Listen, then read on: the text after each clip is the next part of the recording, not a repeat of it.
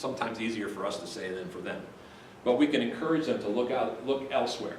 Hobbies, exercise, I mean, there's a lot of that going around. I remember being younger and saying, I need to go out for a run, I need to do something to build up, to get this energy out. But a lot of times they don't see that as a possible outlet. And this helps them understand that there are other outlets, rather than walking down and hitting a wall with your hand or whatever, or someone. Understanding the difference between short and long-term goal setting. We talked about that very briefly. Extrinsic and intrinsic motivators, what are they? What happens? What's the intrinsic side and what's the extrinsic side? What are the things that are on the outside that are affecting this decision, or what's going on here in the goal setting? And what are the things on the inside that are affecting this? What are my wants? What are my desires? What are my needs? And it helps them to think about it in a more realistic way. And this is kind of from the research. High achievement is associated with positive emotions, for the most part. And short and long-term goals require a plan. Really? Gotta have a plan? Yep, you do. You know, you go through life, and again, we're talking about mostly high schoolers here. And their plan right now is to get to the 12th grade and be the top of the heap as a senior, and then to graduate. Well, do you have a plan for after that? Yeah, I'm gonna go to college. Okay, that's great. I think sometimes as parents and teachers and trusted adults, we unwittingly put pressure on our students, or on our kids, or on the participants in this class sometimes.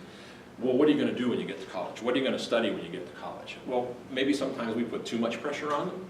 But what we need to back down a little bit and allow them time to set up their plan. What do you think you'd like to do? And our group, Strong Families, we can provide some background information for them. We work with the Department of Workforce Services, help them understand what things they might like to do in the future.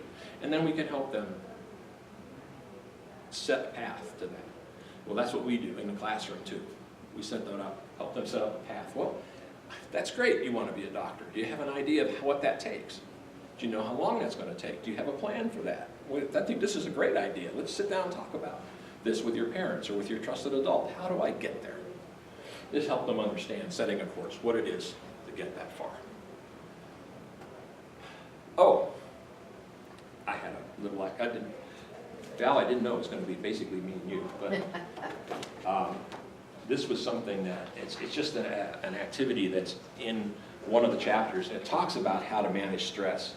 And it's kind of a checklist, if you will, that gives them an opportunity to look through and see, and if you look at the back, you'll see the indicators of stress. Headaches, dry mouth, sleeping problems, pressure, nausea. They usually feel tired. These are all kinds of things that they may not associate with stress, but that are associated with stress. And also in their feelings, they get upset, they're jealous, they're suspicious of other people, or they avoid people completely. They have no energy, they get bored. Particularly in the case of young ladies, as far as some of the research has, they cry easily. And you probably see that. They maybe just standing there and, I've seen young men with tears in their eyes as well. I mean, they're getting stressed out. They're very critical of themselves. This is another indicator that they may be under stress. I'm not good enough. Here, Ms. Mills, here's my homework assignment, but I didn't do very well. That kind of thing. So it's helpful for us to explain to them that maybe you're feeling stressed out. There are some things you can do about that. And then the other one, thinking a lot, resistance to change or new ideas. They avoid deadlines. Oh, I'll put that off. I don't have to worry about it. I'll put it off. I'll put it off. I'll put it off. What happens when the day before the deadline shows up? The stress factor goes way up because, oh man, I had this report due or whatever it is, and I haven't done it yet. And not only I haven't done it yet, I hadn't even read the assignment yet, or the book or whatever it is. And so they build themselves up, but it all leads back to the stress they're under and the conflict they're under. And so on the other side, then there's ways to handle stress, different ideas. Dealing with the issue right away.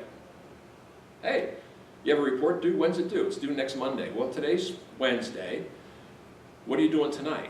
Well, I don't have any homework tonight. Well, maybe you should start on that report tonight. Maybe you should read that book or read that whatever it is you have to do, and get started on it. That relieves the stress, because as you get it done, now the weekend's yours.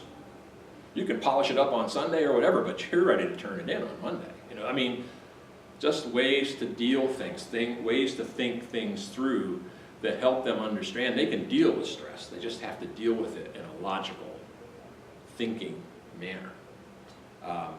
Take responsibility for yourself in the situation. I did that. You're right. That was my fault. Or this happened because I did this. So maybe I owe someone an apology, or maybe I need to go take care of that, or I was supposed to have done this and I didn't. Maybe I should go do it. And the one I like the best is have a sense of humor. If we can't laugh about things or joke about things, I think we've become a sad society, and I think we have in many cases. I'm a Jimmy Buffett fan, and I like the one line from one of his songs: if we couldn't laugh, we'd all go insane. And I think that's true. I think that we get so stressed out that we forget that we can enjoy life. And yes, there are deadlines, and yes, there's stress. But let's deal with it. Let's think it through rationally. If we have to make a decision, let's sit down and make a decision on how we do that. We make a list. The pros. It's the old list thing, and I've used it a lot. This is the good things that can happen if I do this. This is the bad things that can happen if I do this, and this is how it's not going to affect anything either way. And put those down, and then weigh those results. As someone once told me, I think it was actually a very dear friend of mine, said, if you can think of the worst outcome and live with it, then proceed.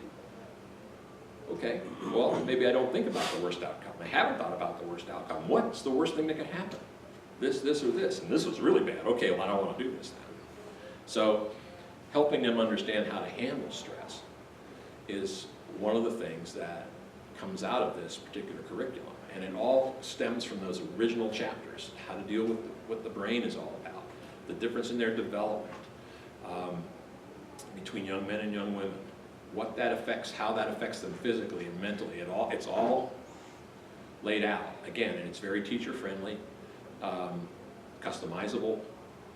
I like the fact that you can take these activities, add to them if you have something that would work. If you have a great stress activity, use it.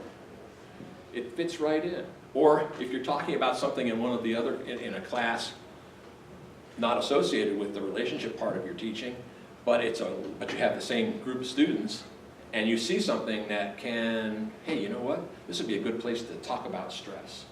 Go pick the activity up and use it. The purpose is to get through all the concepts, to make sure you identify and get through all the concepts and stay true to the curriculum.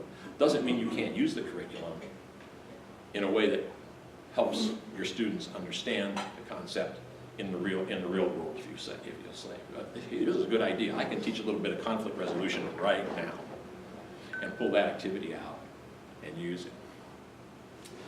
Well, it's just been kind of me and you, so we did all right, I guess. I don't know if you've actually seen it. We don't have copies of this particular curriculum with us. I wish we did have some, but we don't. But if you have any questions about it, and you'd like to take a look at the curriculum itself or the sample lesson, the Dibble Institute website has actually a good sample lesson there that you can kind of read through and take a look at how it's put together and what the author felt. Again, you can read some of the background of what the author did when she was putting it together and why she put that particular lesson together. And you can also look at the PowerPoints that go with it. So. Well, I teach 9th grade health, and we cover a lot of those concepts. Okay. And we haven't gotten very far in our book yet because we just started this semester, but I think it's great. Good, good. Well, we can make arrangements to get you this curriculum so you can teach it if you'd like. I mean, we've been talking with Patty, Bruce, and